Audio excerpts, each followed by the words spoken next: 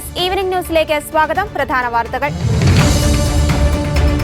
ഉപരാഷ്ട്രപതിയെ നീക്കാൻ ചരിത്ര നീക്കവുമായി ഇന്ത്യ സഖ്യം. പ്രതിപക്ഷ ബഹളത്തിൽ രാജ്യസഭ പിരിഞ്ഞു. വിശുദ്ധ ഫ്രാൻസിസ് സേവ്യറിന്റെ ഭൗതിക ശരീരം പരസ്യ വണക്കത്തിനായി ഗോവയിൽ. പൊതുവണക്കം ജനുവരി 5 വരെ. റഷ്യൻ സന്ദർശനം. വ്ളാഡിമിർ പുടിനുമായി കൂടിക്കാഴ്ച നടത്തി പ്രതിരോധ മന്ത്രി രാജ്നാഥ് സിംഗ്. സിറിയയിൽ ആക്രമണം തുടർന്ന ഇസ്രായേൽ. പശ്ചിമേഷ്യയുടെ മുഖം മാറ്റുകയാണെന്ന് നെതന്യാഹു. വയനാട് പുനരധിവാസം. കർണാടക സർക്കാരിന്റെ കത്തിനോട് നിസ്സംഗത പുലർത്തിയത് അപമാനകരമെന്ന് VD സതീശൻ. വാർത്തകൾ വിശദമായി. ഉപരാഷ്ട്രപതി ജഗദീപ് ധൻഖറിനെ പുറത്താക്കണമെന്നാവശ്യപ്പെട്ട് പ്രതിപക്ഷം ബഹളം വെച്ചതിനെ തുടർന്ന് രാജ്യസഭ ഇന്നത്തേക്ക് പിരിഞ്ഞു. ചൊവ്വാഴ്ച ഇന്ത്യ സഖ്യ MPമാർ ധൻഖറിനെതിരെ അവിശ്വാസ പ്രമേയം കൊണ്ടുവരുവാൻ നോട്ടീസ് നൽകിയിരുന്നു. അതേസമയം അവിശ്വാസ പ്രമേയ നോട്ടീസിനെ കടന്നാക്രമിച്ച് കേന്ദ്ര പാർലമെന്ററി കാര്യമന്ത്രി കിരൺ റിജിജു രംഗത്തെത്തി. രാജ്യസഭാ ചെയർമാനായ ജഗദീപിനെതിരായ ആരോപണങ്ങൾ അടിസ്ഥാനരഹിതമാണെന്ന് കിരൺ റിജിജു പറഞ്ഞു. സഭയുടെ അന്തസ്സിന്റെ സംരക്ഷകനായിരുന്നു ധൻഖർ എന്നും കിരൺ റിജിജു പറഞ്ഞു. ജോർജ് സോറോസും കോൺഗ്രസും തമ്മിലുള്ള അവിശുദ്ധ ബന്ധം ദേശീയ സുരക്ഷയ്ക്ക് ഭീഷണിയാണെന്നും സഭയിൽ ഭരണകക്ഷി ആരോപിച്ചു. ഇതിനിടയിലും പ്രതിപക്ഷം മുദ്രാവാക്യം വിളികൾ തുടർന്നു. ഇതോടെയാണ് രാജ്യസഭ ഇന്നത്തേക്ക് പിരിഞ്ഞത്. നിഷ്പക്ഷനാകേണ്ട രാജ്യസഭാധ്യക്ഷൻ BJPക്കും ഭരണപക്ഷത്തിനും വേണ്ടി തികച്ചും പക്ഷപാതപരമായി പ്രവർത്തിക്കുന്നെന്നും രാഷ്ട്രീയ പരാമർശങ്ങൾ നടത്തുന്നുവെന്നും ആരോപിച്ചാണ് സ്വതന്ത്ര ഇന്ത്യയുടെ ചരിത്രത്തിലാദ്യമായി രാജ്യസഭ ചെയർമാനെതിരെ കോൺഗ്രസിന്റെ നേതൃത്വത്തിലുള്ള ഇന്ത്യ സഖ്യം MPമാർ അവിശ്വാസത്തിന് നോട്ടീസ് നൽകിയത്. അതേസമയം പാർലമെന്റിന് പുറത്ത് റോസാപ്പൂക്കളും ദേശീയ പതാകയുടെ ചെറിയ മാതൃകയുമായി പ്രതിപക്ഷം പ്രതിഷേധിച്ചു. സഭ ചേരുന്നതിന് മുൻപാണ് പാർലമെന്റിന് പുറത്ത് അദാനി വിഷയം ചൂണ്ടിക്കാട്ടി പ്രതിപക്ഷം പ്രതിഷേധിച്ചത്. ദിവസവും വ്യത്യസ്ത രീതിയിലുള്ള പ്രതിഷേധ മുറകളാണ് പാർലമെന്റിന് പുറത്ത് പ്രതിപക്ഷം നടത്തുന്നത്. കേന്ദ്രമന്ത്രിമാരായ രാജ്നാഥ് സിംഗ്, സുരേഷ് ഗോപി എന്നിവർക്ക് പൂക്കൾ നൽകിയാണ് പ്രതിപക്ഷ MPമാർ പ്രതിഷേധം അറിയിച്ചത്. കഴിഞ്ഞ ദിവസം ഗൗതം അദാനിയുടെയും നരേന്ദ്രമോദിയുടെയും ചിത്രങ്ങൾ പതിച്ച ബാഗുമായിട്ടായിരുന്നു പ്രതിഷേധം. ടീഷർട്ടിന് പിന്നിൽ ഇവരുടെ ചിത്രം പതിച്ചും ഇവരുടെ മുഖംമൂടി അണിഞ്ഞും വായ്മൂടി കെട്ടിയും പ്രതിപക്ഷം കഴിഞ്ഞ ദിവസങ്ങളിൽ പ്രതിഷേധിച്ചിരുന്നു. ഭാരതത്തിന്റെ രണ്ടാം അപ്പസ്തോലൻ എന്നറിയപ്പെടുന്ന ഈശോ സഭാ പ്രേക്ഷിതൻ വിശുദ്ധ ഫ്രാൻസിസ് സേവ്യറിന്റെ ഭൗതിക ശരീരം 10 വർഷങ്ങൾക്ക് ശേഷം തുറക്കപ്പെട്ടപ്പോൾ പരസ്യ വണക്കത്തിനായി നിരവധി പേരാണ് ഗോവയിലേക്ക് എത്തിച്ചേർന്നുകൊണ്ടിരിക്കുന്നത്. സേ കത്തീഡ്രലിലാണ് പൊതുവണക്കത്തിനായി വിശുദ്ധ ഫ്രാൻസിസ് സേവ്യറിന്റെ ഭൗതിക ശരീരം സൂക്ഷിച്ചിരിക്കുന്നത്. നവംബർ 21 ആരംഭിച്ച പൊതുവണക്കം ജനുവരി 5 വരെ തുടരും. 1552 രോഗം ബാധിച്ചു മരണമടഞ്ഞ വിശുദ്ധ ഫ്രാൻസിസ് സേവ്യറിന്റെ ഭൗതികദേഹം അടക്കം ചെയ്തിരിക്കുന്നത് ഗോവയിലെ ബോം ജീസസ് കത്തീഡ്രലിലാണ്. യുനെസ്കോയുടെ ലോക പൈതൃക പട്ടികയിൽ ഈ പള്ളിയും ഉൾപ്പെടുന്നു. 1624 മുതൽ സ്പാനിഷ് ജെസ്യൂട്ട് മിഷണറിയുടെ ഭൗതികദേഹം സൂക്ഷിച്ചിരിക്കുന്ന പഴയ ഗോവയിലെ ബോം ജീസസിന്റെ ബസിലിക്കയിൽ നടന്ന കുർബാനയോടെയാണ് 18ാമത് പ്രദർശനം ആരംഭിച്ചത്. വൈദികരുടെയും സന്നദ്ധ പ്രവർത്തകരുടെയും സമൂഹത്തിലെ തെരഞ്ഞെടുത്ത പ്രതിനിധികളുടെയും അകമ്പടിയോടെ 1000-ലധികം ആളുകൾ മനുഷ്യച്ചങ്ങല നിർമ്മിച്ചാണ് തിരുശേഷിപ്പുകൾ പള്ളി സമുച്ചയത്തിലൂടെ സേ കത്തീഡ്രലിലേക്ക് കൊണ്ടുപോയത്. 2014 മുൻ എക്സ്പോസിഷനിൽ ഗോവ സന്ദർശിച്ച 5.5 ദശലക്ഷം ആളുകളെ മറികടന്ന് 45 ദിവസത്തെ പരിപാടിയിൽ 8 ദശലക്ഷത്തിലധികം ആളുകൾ സംസ്ഥാനം സന്ദർശിക്കുമെന്നാണ് ദേവാലയ അധികൃതർ പ്രതീക്ഷിക്കുന്നത്. ദരിദ്രരുടെയും രോഗികളുടെയും തടവുകാരുടെയും ആലംബമായിരുന്നു ഫ്രാൻസിസ് സേവ്യർ. 1541 തന്റെ പ്രേക്ഷിത പ്രവർത്തന മേഖല ഏഷ്യൻ രാജ്യങ്ങളിലേക്ക് വികസിപ്പിച്ച വിശുദ്ധൻ ഇന്ത്യയ്ക്കു പുറമെ Taiwan, Philippine, Malaysia, Japan, China എന്നീ രാജ്യങ്ങളിലും വിശുദ്ധൻ സുവിശേഷ പ്രഘോഷണം നടത്തിയിട്ടുണ്ട്. 10,000-ങ്ങളെ യേശുവിലേക്ക് അടുപ്പിച്ച വിശുദ്ധൻ ഇന്നും തന്റെ ജീവിത വിശുദ്ധിയിലൂടെ അനേകരെ യേശുവിലേക്ക് അടുപ്പിക്കുന്നു. ഹേമ കമ്മിറ്റി റിപ്പോർട്ടിൽ 33 കേസുകൾ നിലനിൽക്കുന്നതായി സംസ്ഥാന സർക്കാർ ഹൈക്കോടതിയിൽ. ഇതിൽ 11 കേസുകൾ ഒരു അതിജീവിതയുടെ പരാതിയിൽ രജിസ്റ്റർ ചെയ്തതാണെന്നും സർക്കാർ അറിയിച്ചു. ജസ്റ്റിസുമാരായ ജയശങ്കരൻ നമ്പ്യാർ, CS സുധ എന്നിവരടങ്ങിയ ബെഞ്ചാണ് കേസ് പരിഗണിച്ചത്. ജസ്റ്റിസ് ഹേമ കമ്മിറ്റി റിപ്പോർട്ടിന്മേലെടുത്ത 32 കേസുകളിൽ നിലവിൽ അന്വേഷണം നടന്നുവരികയാണെന്ന് സംസ്ഥാന സർക്കാർ കോടതിയെ അറിയിച്ചു. 11 കേസുകൾ ഒരു അതിജീവിതയുടെ പരാതിയിൽ നിന്ന് മാത്രം എടുത്ത കേസുകളാണ്. 4 കേസുകൾ പ്രാഥമിക അന്വേഷണം നടത്തിയപ്പോൾ തെളിവുകളില്ലാത്തതിനാൽ അവസാനിപ്പിച്ചു. 4 കേസുകളിൽ FIR രജിസ്റ്റർ ചെയ്യുന്നതിനെ അന്വേഷണ സംഘം DGPയുടെ അനുമതി തേടിയിരിക്കുകയാണെന്നും സർക്കാർ വ്യക്തമാക്കി. റിപ്പോർട്ടുമായി ബന്ധപ്പെട്ട കേസുകൾ പരിഗണിക്കുന്നത് ഈ മാസം 19 മാറ്റി. ഇതിനിടെ പ്രൊഡ്യൂസേഴ്സ് അസോസിയേഷൻ ഇന്ന് വുമൺ ഇൻ കളക്ടീവ് നൽകിയ ഹർജിയിൽ കക്ഷി ചേരാൻ അനുമതി തേടി അപേക്ഷ സമർപ്പിച്ചിട്ടുണ്ട്. ഹേമ കമ്മിറ്റിക്ക് മുമ്പാകെ മൊഴി നൽകിയ പലർക്കും ഭീഷണിയും പ്രലോഭനവും ഉണ്ടെന്നും അതിനാൽ സംരക്ഷണം വേണമെന്നും WCC കോടതി മുമ്പാകെ അറിയിച്ചിരുന്നു. തുടർന്ന് ഇക്കാര്യത്തിൽ നോഡൽ ഓഫീസറെ നിയോഗിക്കാൻ കോടതി നിർദ്ദേശിച്ചിരുന്നു. നോഡൽ ഓഫീസറായി പ്രത്യേക അന്വേഷണ സംഘത്തിലെ AIG G പൂങ്കുഴലിയെ നിയമിച്ച കാര്യം സർക്കാർ ഇന്ന് കോടതിയെ അറിയിച്ചു. ഹേമ കമ്മിറ്റി സംബന്ധിച്ച് നേരത്തെ ഹൈക്കോടതിയെ സമീപിച്ചിരുന്ന നിർമ്മാതാവായ സജിമോൻ പറയിലിന്റെ ഹർജി നാളെ സുപ്രീംകോടതി പരിഗണിക്കുന്നുണ്ട്. മൊഴി നൽകിയതിന്റെ അടിസ്ഥാനത്തിൽ താൻ ആവശ്യപ്പെടാതെ തന്നെ കേസെടുക്കുകയും ഇതുമായി ബന്ധപ്പെട്ട് യാതൊരു ബന്ധമില്ലാത്തവരെയും SIT ബുദ്ധിമുട്ടിക്കുന്നുവെന്ന് കാണിച്ച് ചലച്ചിത്ര നടി നൽകിയ ഹർജിയും സുപ്രീംകോടതി മുമ്പാകെയുണ്ട്. മഹാരാഷ്ട്രയിൽ അടുത്തിടെ നടന്ന നിയമസഭാ തെരഞ്ഞെടുപ്പിൽ ഇലക്ട്രോണിക് വോട്ടിംഗ് മെഷീനുകളിൽ കൃത്രിമം നടന്നെന്ന് ആരോപിച്ച് സുപ്രീംകോടതിയെ സമീപിക്കാൻ പ്രതിപക്ഷ കൂട്ടായ്മയായ ഇന്ത്യ സഖ്യം. മുതിർന്ന രാഷ്ട്രീയ നേതാവ് ശരത് പവാറും ഡൽഹി മുൻ മുഖ്യമന്ത്രിയും ആം ആദ്മി പാർട്ടി അധ്യക്ഷനുമായ അരവിന്ദ് കെജ്രിവാളും കോൺഗ്രസ് നേതാക്കളും പ്രമുഖ അഭിഭാഷകൻ അഭിഷേക് സിംഗ്വിയും കഴിഞ്ഞ ദിവസം നടത്തിയ ചർച്ചയിലാണ് തീരുമാനം. ശരത് പവാറിന്റെ പാർട്ടി ഉൾപ്പെടെയുള്ള പ്രതിപക്ഷ സഖ്യം മഹാരാഷ്ട്രയിൽ വൻ പരാജയം നേരിട്ടിരുന്നു. ഡൽഹിയിൽ നിയമസഭാ തെരഞ്ഞെടുപ്പ് അടുത്തിരിക്കുന്ന സാഹചര്യത്തിൽ ഇക്കാര്യത്തിൽ ചില മുൻകൂർ ആസൂത്രണം ആവശ്യമാണെന്ന് വൃത്തങ്ങൾ സൂചിപ്പിച്ചു. കഴിഞ്ഞ 2 തവണയും ഡൽഹിയിൽ AAP വൻ വിജയം നേടിയെങ്കിലും ഇത്തവണ കെജ്രിവാൾ ഉൾപ്പെടെയുള്ള ഭരണകക്ഷി നേതാക്കൾക്കെതിരെ അഴിമതി ആരോപണങ്ങൾ നിലനിൽക്കുന്ന സാഹചര്യത്തിൽ BJP മികച്ച മുന്നേറ്റമാണ് പ്രതീക്ഷിക്കുന്നത്. അതേസമയം സുപ്രീം കോടതി ഇലക്ട്രോണിക് വോട്ടിംഗ് മെഷീനുകളെ ശക്തമായി പിന്തുണച്ചതാണ് മുൻ അനുഭവങ്ങൾ. നിരവധി വിധികളിൽ അതിന്റെ വിശുദ്ധി ഉയർത്തിപ്പിടിക്കുകയും ചെയ്തിരുന്നു. വെള്ളിയാഴ്ചയാണ് സുപ്രീം കോടതിയെ സമീപിക്കാൻ തീരുമാനിച്ചത്. പൂനെയിലെ ഹഡപ്സർ സീറ്റിൽ നിന്ന് മത്സരിച്ച് പരാജയപ്പെട്ട ശരത് പവാർ NCP നേതാവ് പ്രശാന്ത് ജഗതാബാണ് കോടതിയെ സമീപിക്കാനുള്ള തീരുമാനം പ്രഖ്യാപിച്ചത്. ഇലക്ട്രോണിക് വോട്ടിംഗ് യന്ത്രത്തിലെ കണക്കുകളും VVPAT സ്ലിപ്പുകളും തമ്മിൽ പൊരുത്തക്കേടില്ലെന്ന് സംസ്ഥാന മുഖ്യ തെരഞ്ഞെടുപ്പ് ഓഫീസർ പറഞ്ഞു. മഹാരാഷ്ട്ര സംസ്ഥാന തെരഞ്ഞെടുപ്പിൽ വോട്ടിംഗ് യന്ത്രത്തിൽ ക്രമക്കേടുകൾ നടന്നതായി പ്രതിപക്ഷ പാർട്ടികൾ ആരോപണം ഉന്നയിച്ച പശ്ചാത്തലത്തിലാണ് ചീഫ് ഇലക്ഷൻ ഓഫീസറുടെ വിശദീകരണം. സുപ്രീം കോടതിയും തിരഞ്ഞെടുപ്പ് കമ്മീഷനും പുറപ്പെടുവിച്ച നിയമങ്ങൾ അനുസരിച്ച് ഓരോ നിയമസഭാ മണ്ഡലത്തിലും തിരഞ്ഞെടുത്ത 5 പോളിംഗ് സ്റ്റേഷനുകളുടെ VVPAT സ്ലിപ്പുകൾ എണ്ണുകയും ഇലക്ട്രോണിക് വോട്ടിംഗ് യന്ത്രത്തിലെ നമ്പറുകളുമായി പൊരുത്തപ്പെടുന്നുണ്ടോ എന്ന് നിർബന്ധമായും ഉറപ്പുവരുത്തുകയും ചെയ്യണം. ഇതുപ്രകാരം മഹാരാഷ്ട്രയിൽ വോട്ടെണ്ണൽ ദിനമായ നവംബർ 23-ന് ഓരോ അസംബ്ലി മണ്ഡലത്തിലെയും തിരഞ്ഞെടുത്ത 5 പോളിംഗ് സ്റ്റേഷനുകളിൽ VVPAT സ്ലിപ്പ് കൗണ്ടിംഗ് നിരീക്ഷകർക്കും സ്ഥാനാർത്ഥികളുടെ പ്രതിനിധികൾക്കും മുന്നിൽ എണ്ണിയതായി ചീഫ് ഇലക്ഷൻ ഓഫീസർ പറഞ്ഞു. CPM ഏരിയ സമ്മേളന പൊതുയോഗത്തിന് റോഡ് തടഞ്ഞ് പന്തൽ കെട്ടിയ സംഭവത്തിൽ ഏരിയ സെക്രട്ടറിയെ 1-ാം പ്രതിയാക്കി കേസെടുത്ത പോലീസ്.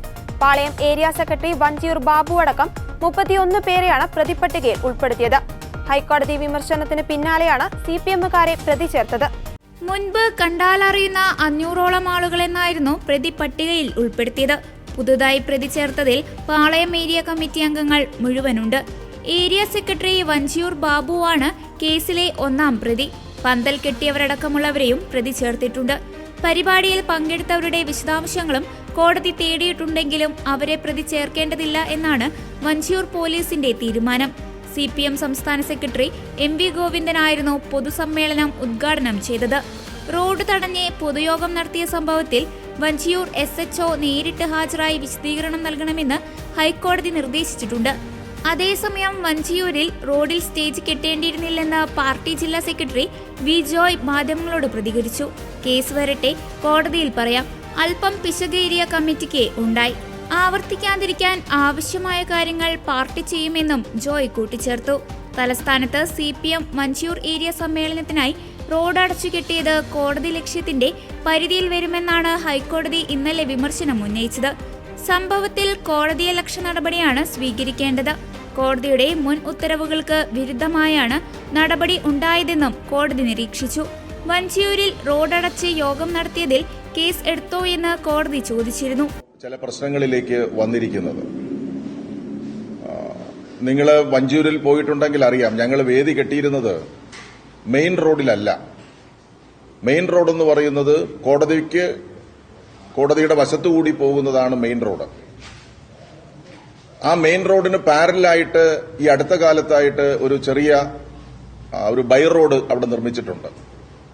അതാകട്ടെ ആമയിഴഞ്ചാൻ തോടിന്റെ മുകളിൽ സ്ലാബുകൾ നിരത്തിയിട്ടുള്ള ഒരു റോഡാണ്. വലിയ ട്രാഫിക് വിഷയം ഉള്ളതുകൊണ്ട് തന്നെ ഈ പാർക്കിംഗ് മെയിൻ റോഡിൽ ഇപ്പോൾ അനുവദിക്കുന്നില്ല. ഈ ബൈ റോഡിലാണ് പാർക്കിംഗ് എല്ലാം അനുവദിക്കുന്നത്. അപ്പോൾ പാർക്കിങ്ങിന് വേണ്ടിയിട്ട് പ്രധാനമായിട്ട് ഉപയോഗപ്പെടുത്തുന്നതാണ് ഈ ബൈ റോഡ് എന്ന് പറയുന്നത്, ആമയിഴഞ്ചാൻ തോടിന് മുകളിലുള്ള ഈ പ്രദേശം.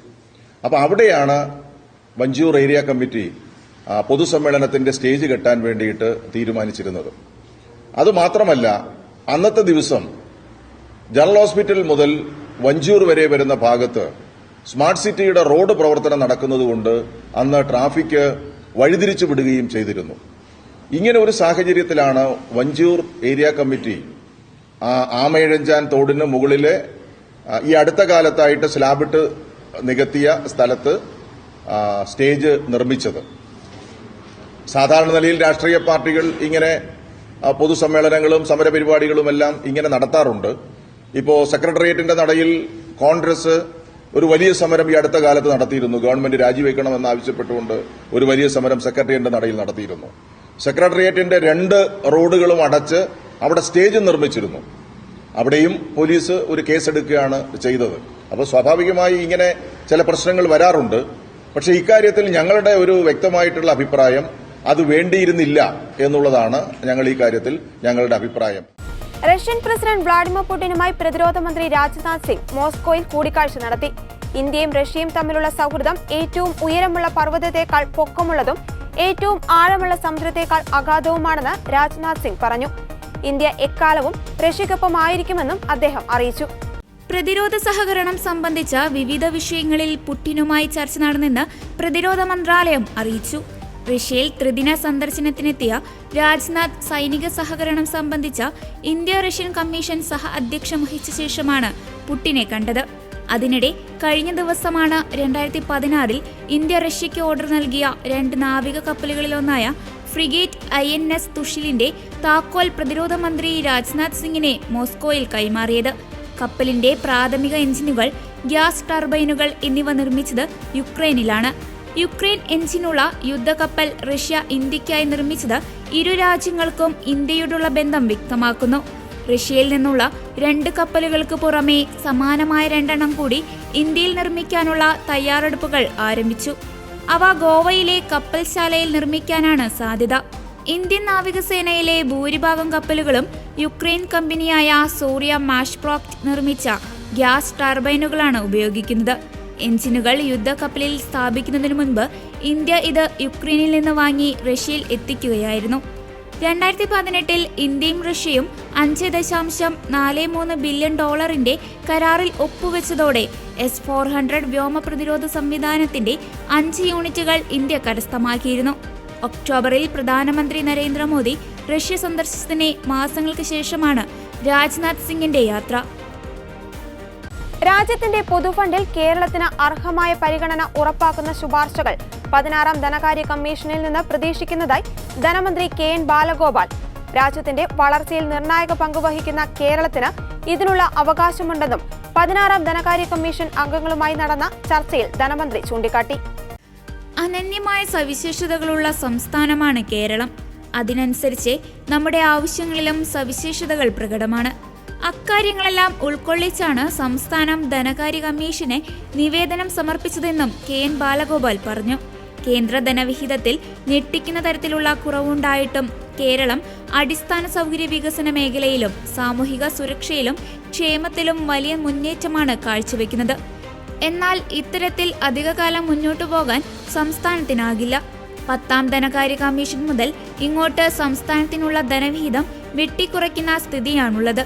10ാം ധനകാര്യ കമ്മീഷൻ 3.88% വിഹിതം അനുവദിച്ചത് 15ാം ധനകാര്യ കമ്മീഷൻ ശുപാർശകളിലേക്ക് എത്തിയപ്പോഴേക്കും 1.92% ചുരുങ്ങി. തദ്ദേശ സ്വയംഭരണ സ്ഥാപനങ്ങൾക്കുള്ള ധനകാര്യ കമ്മീഷൻ ഗ്രാന്റിലും ഇതേ സ്ഥിതിയാണുള്ളത്. 10ാം ധനകാര്യ കമ്മീഷൻ അനുവദിച്ച 4.54% 15ാം ധനകാര്യ കമ്മീഷൻ കാലത്തേക്ക് എത്തിയപ്പോൾ 2.68% ചുരുങ്ങി. കോവിഡ് സംസ്ഥാന സമ്പദ്ഘടനയ്ക്ക് വലിയ ആഘാതമാണ് വരുത്തിയത്. പ്രളയം, മണ്ണിടിച്ചിൽ, വെള്ളപ്പൊക്കം, റവന്യൂ കമ്മി ഗ്രാന്റ് നിർത്തിയത്, GST നഷ്ടപരിഹാരം അവസാനിപ്പിച്ചത്, കടമെടുപ്പ് അവകാശം വെട്ടിയത് തുടങ്ങിയവ സംസ്ഥാനത്തിന് വലിയ വരുമാനമാണ് നഷ്ടമുണ്ടാക്കിയിട്ടുള്ളത്. ഇത് പരിഹരിക്കാൻ ഉതകുന്ന കേന്ദ്ര ധനവിഹിതം ഉറപ്പാക്കാൻ 16ാം ധനകാര്യ കമ്മീഷൻ ശുപാർശ ചെയ്യണം. ദേശീയ ജനസംഖ്യാ നിയന്ത്രണ പരിപാടി ഫലപ്രദമായി നടപ്പാക്കിയതിന്റെ പേരിൽ കഴിഞ്ഞ ധനകാര്യ കമ്മീഷനിൽ നിന്ന് കേരളത്തിന് പ്രതികൂലമായ നിലപാടുണ്ടായി. ജനസംഖ്യ ഒരു സൂചകമായി സ്വീകരിക്കുന്നതിന് പകരം ജനസാന്ദ്രത പരിഗണിക്കണം. ഉയർന്ന പ്രതിശീർഷ വരുമാനത്തിന്റെ പേരിൽ സംസ്ഥാനത്തിന് അവകാശപ്പെട്ട ധനവിഹിതങ്ങൾ കുറയ്ക്കുന്നത് നീതിപൂർവമായ നടപടിയല്ല.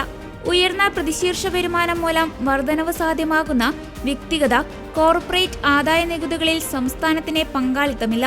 അധികാരങ്ങളും സംവിധാനങ്ങളും സമ്പത്തും ഇത്രയേറെ വികേന്ദ്രീകരിച്ച് തദ്ദേശ സ്വയംഭരണ സ്ഥാപനങ്ങൾക്ക് നൽകിയ മറ്റൊരു സംസ്ഥാനവുമില്ല.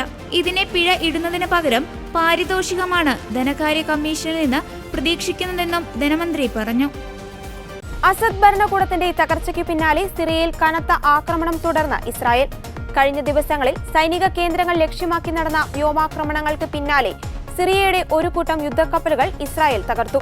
കഴിഞ്ഞ ദിവസം അൽബൈദ, ലദാക്കിയ തുറമുഖങ്ങളിലാണ് ഇസ്രായേൽ ആക്രമണം നടത്തിയത്.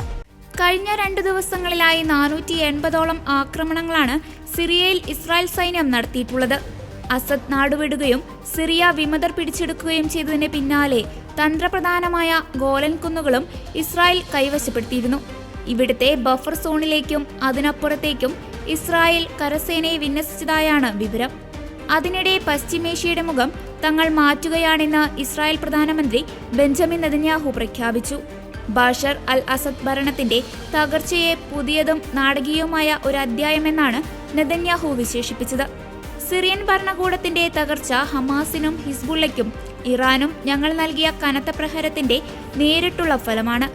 ഞാൻ മുമ്പ് വാഗ്ദാനം ചെയ്തതുപോലെ ഞങ്ങൾ പശ്ചിമേഷ്യയുടെ മുഖം മാറ്റുകയാണെന്ന് നെതന്യാഹു വാർത്താ സമ്മേളനത്തിൽ പറഞ്ഞു. ശത്രുതയുടെ ഒരു ശക്തിയെയും തങ്ങളുടെ അതിർത്തിയിൽ നിലയുറപ്പിക്കാൻ അനുവദിക്കില്ലെന്നും ഗോലൻ കുന്നുകൾ കൈവശപ്പെടുത്തിയ ശേഷം നെതന്യാഹു പറഞ്ഞിരുന്നു. ഇസ്രായേലിനെ ഭീഷണിയാകുന്ന എല്ലാ സംവിധാനങ്ങളും നശിപ്പിക്കുകയാണ് ലക്ഷ്യമെന്ന് പ്രതിരോധ മന്ത്രി ഇസ്രായേൽ കാറ്റ്സ് പ്രസ്താവനയിൽ അറിയിച്ചു. സിറിയൻ യുദ്ധക്കപ്പലുകൾ തകർക്കാനുള്ള ഓപ്പറേഷൻ വൻ വിജയമായിരുന്നുവെന്നും അദ്ദേഹം കൂട്ടിച്ചേർത്തു. സിറിയയുടെ അതിപ്രധാനമായ സൈനിക കേന്ദ്രങ്ങൾ, വിമാനത്താവളങ്ങൾ, റഡാറുകൾ, സൈനിക സിഗ്നൽ സംവിധാനങ്ങൾ, ആയുധശേഖരങ്ങൾ തുടങ്ങിയവ ഇസ്രായേൽ കഴിഞ്ഞ ദിവസങ്ങളിൽ തകർത്തിരുന്നു. വിമതർ കൈയടക്കാതിരിക്കാനാണ് തങ്ങൾ ആക്രമണം നടത്തുന്നതെന്നാണ് ഇസ്രായേൽ വ്യക്തമാക്കിയത്. ആത്മരക്ഷയ്ക്കാണ് ആക്രമണം നടത്തുന്നതെന്ന് ഇസ്രായേൽ UN രക്ഷാസമിതിയിൽ പറഞ്ഞു. ഇതിനിടെ ബഷർ അൽ അസദിനെ പുറത്താക്കി സിറിയയുടെ ഭരണം പിടിച്ച വിമതർ മുഹമ്മദ് അൽ ബഷീറിനെ ഇടക്കാല പ്രധാനമന്ത്രിയായി നിയമിച്ചു. 2025 മാർച്ച് 1 വരെയാണ് അൽ ബഷീറിന്റെ കാലാവധി. വിമതർക്ക് നേതൃത്വം നൽകുന്ന ഹയാത്ത് തഹ്രീർ അൽ ഷാമിന്റെ നിയന്ത്രണത്തിൽ ഇഡ്ലിബ് ഭരിക്കുന്ന സാൽവേഷൻ സർക്കാരിൽ പ്രധാനമന്ത്രിയാണ് 41-കാരനായ അൽ ബഷീർ. വയനാട് പുനരധിവാസത്തിൽ അങ്ങേയറ്റം നിരുത്തരവാദപരമായ സമീപനമാണ് സംസ്ഥാന സർക്കാർ സ്വീകരിക്കുന്നതെന്ന് പ്രതിപക്ഷ നേതാവ് VD സതീശൻ. 100 വീടുകൾ നിർമ്മിച്ചു നൽകാമെന്ന കർണാടക സർക്കാരിന്റെ വാഗ്ദാനത്തോട് ഒട്ടും ക്രിയാത്മകമായ പ്രതികരണമല്ല സംസ്ഥാന സർക്കാർ നടത്തിയതെന്നും കർണാടക സർക്കാർ അയച്ച കത്തിന് മറുപടി നൽകാൻ പോലും കേരളം തയ്യാറായില്ലെന്നത് ഗുരുതരമായ സാഹചര്യമാണെന്നും VD സതീശൻ വിമർശിച്ചു.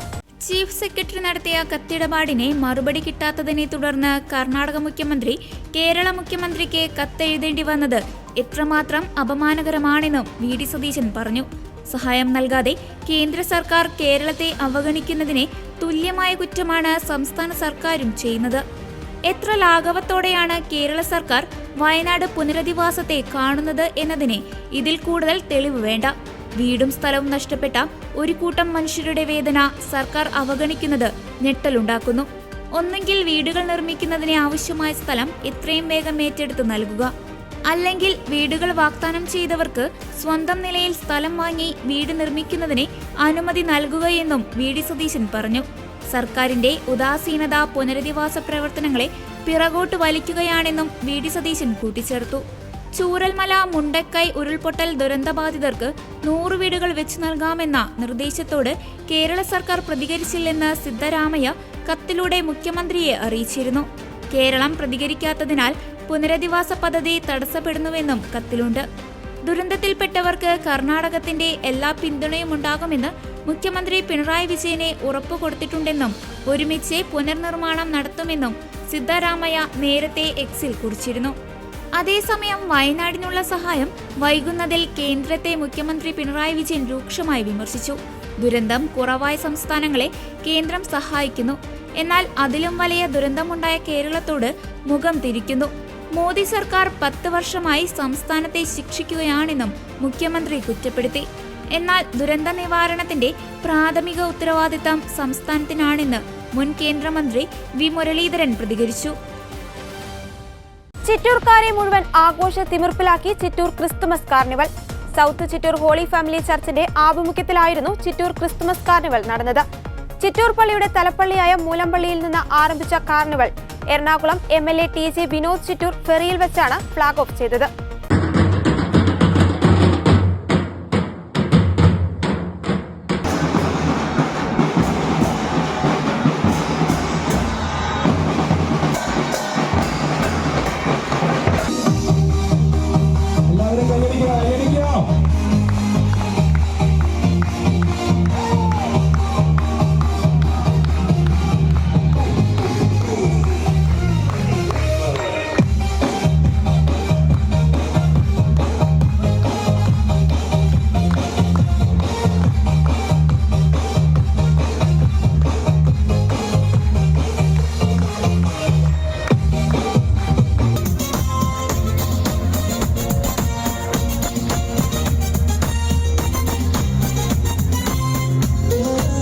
ചിറ്റൂർ ഫെറി മുതൽ ചിറ്റൂർ പള്ളി വരെ 500-ലധികം പാപ്പാനിമാരും അത്ര തന്നെ പരമ്പരാഗത വസ്ത്രധാരികളായ ചട്ടയും മുണ്ട് ധരിച്ചവരും ജുബയും മുണ്ടും ധരിച്ചവരും കവായയും സൂട്ടും കോട്ടും ധരിച്ചവരും അണിനിരന്ന പ്രൗഢഗംഭീരമായ കാർണിവൽ റാലി ഏകദേശം 2 മണിക്കൂർ നീണ്ടുനിന്നു.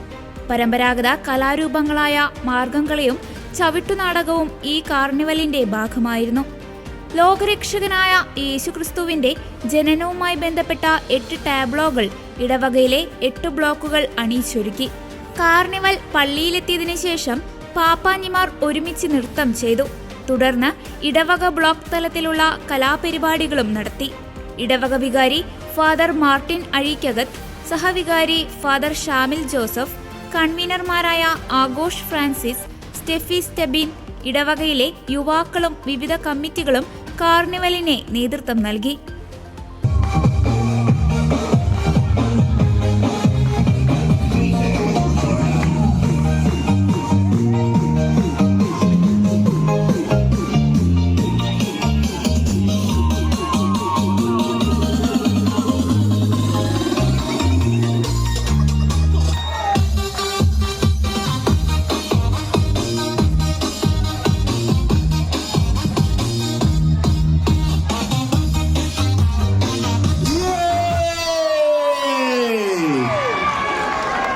നല്ലൊരു കൈയടി കൊടുക്കാം. ഡാൻസ് മാസ്റ്റർ ഫെബ്രിക്ക് നല്ലൊരു കൈയടി കൊടുക്കാം. ഇതോടെ ഗുഡ്നസ് ഈവനിംഗ് ന്യൂസ് ഇവിടെ പൂർണ്ണമാകുന്നു. കൂടുതൽ വാർത്താ അപ്ഡേറ്റുകൾക്കായി ഗുഡ്നസ് ന്യൂസ് ചാനൽ സന്ദർശിക്കുക. നന്ദി.